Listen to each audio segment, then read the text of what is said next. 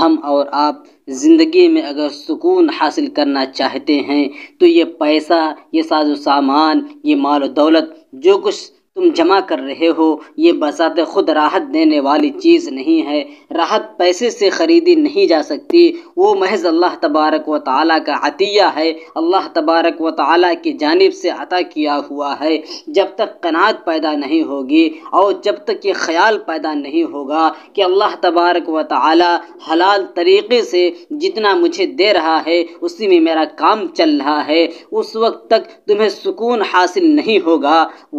تمہیں اس وقت تک سکون حاصل نہیں ہوگا، اطمینان حاصل نہیں ہوگا۔ ورنہ کتنے لوگ ایسے ہیں کہ جن کے پاس دولت بے شمار ہے، ان کے پاس مال و دولت بے حساب ہے، لیکن ایک لمحے کا سکون نہیں ہے، ایک لمحے کا اطمینان نہیں ہے، ایک لمحے کا قرار نہیں ہے، رات کو نیند نہیں آتی ہے، پریشان رہتے ہیں۔ یہ سب اس دنیا کے دوڑ کا نتیجہ ہے، یہ سب دنیا کے پیچھے پڑنے کا نتیجہ ہے۔ اس لیے کہ اللہ کے رسول فرماتے ہیں کہ دنیا کے معاملے میں اپنے سے اونچے آدمی کو نہ دیکھو کہ وہ کہاں جا رہا ہے، کہاں سے پیسہ کما کر لا رہا ہے، اس کے پاس کتنا مال و دولت ہے، اس کے پاس کتنا بنگلہ ہے، اس کے پاس کتنی گاڑیاں ہیں، بلکہ اپنے سے نیچے والے کو دیکھو کہ ان کے مقابلے میں تمہیں اللہ تبارک و تعالیٰ نے کیا کچھ دے رکھا ہے۔ اس کے ذریعے تمہیں قرار آئے گا، تمہیں راحت ملے گی اور سکون حاصل ہوگا۔ لیکن دین کے معاملے میں